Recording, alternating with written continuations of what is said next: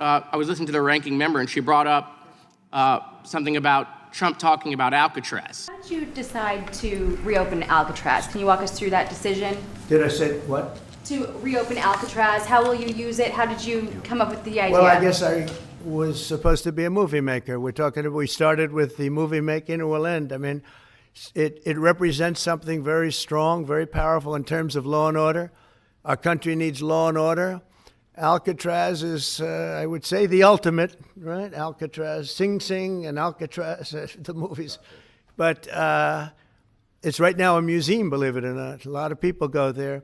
It housed the most violent criminals in the world, and nobody ever escaped. One person almost got there, but they, as you know the story, they found his clothing rather badly ripped up, and it was a lot of shark bites, a lot of problems.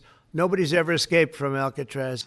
And of course, look, this is just another distraction to divert attention away from the tariffs or rising prices or the struggle on Main Street. But since we're having a hearing on prisons, it's lucky timing for me. So, 3 times more expensive than any prison to operate in 1959, Alcatraz was, okay? It needs about $250 million to shore up the infrastructure and utilities. All food and water has to be barged in, sewage has to be barged out. The facility is almost 100 years old. And so I don't get it. In the days of DOGE, where we're cutting budgets, we gotta find savings, now we're gonna what? We're gonna cut Medicaid and SNAP so that we can pour money into Alcatraz. First of all, have you been to Alcatraz recently? It literally it's a rust box walking around. You need a tetanus shot just to go into the building. Do we still give tetanus shots, or has RFK gotten rid of those? I can't keep up. And so, listen, where did the president get this idea all of a sudden, right? Where did he get the idea? Perhaps he was watching Escape from Alcatraz, right? And I brought boards because some people are visual learners. Perhaps he was watching Escape from Alcatraz by Clint Eastwood.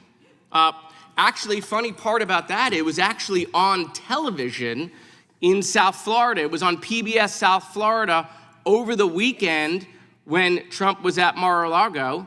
In fact, he made his announcement just hours after it aired. You know PBS, the programming that he's trying to get rid of, so just in case you're keeping up, right? It's 2 dolls for girls and 0 Elmos, okay?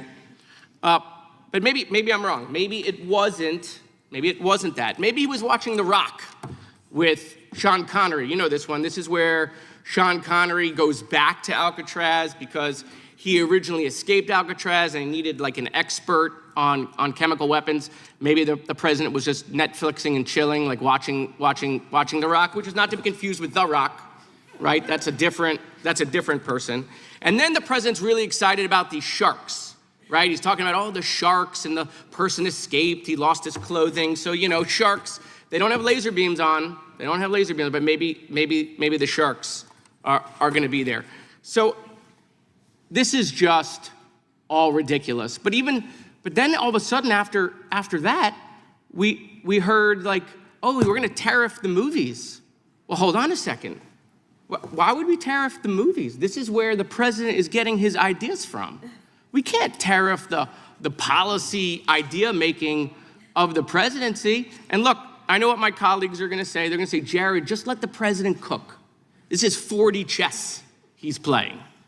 And I'm gonna say, maybe he's just watching late night movies. Perhaps he's just watching late night movies. In fact, we're told he got this movie tariff idea from no other than Jon Voight, you know, the guy who was in that great movie Anaconda. I don't know if you've seen that.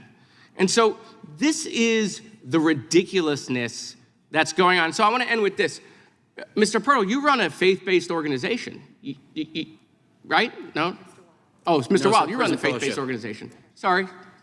You think it's a good idea to reopen Alcatraz? You think the faith-based community has been pounding the table to reopen Alcatraz? Prison Fellowship's stance is that prisons should be safe, effective, efficient, and uphold human dignity. Okay, let me make it easier for you. All 4 of you, which one of you think we should reopen Alcatraz? Just raise your hand. Okay, so for my colleagues who sometimes, you know, are a little slow, no one raised their hand, okay? Nobody, not a single witness. None of your witnesses here think we should reopen Alcatraz. And so You know, we have real problems in the prison system. It does need reform. It does need money. We can work on that together. But the president puts out Alcatraz as a distraction.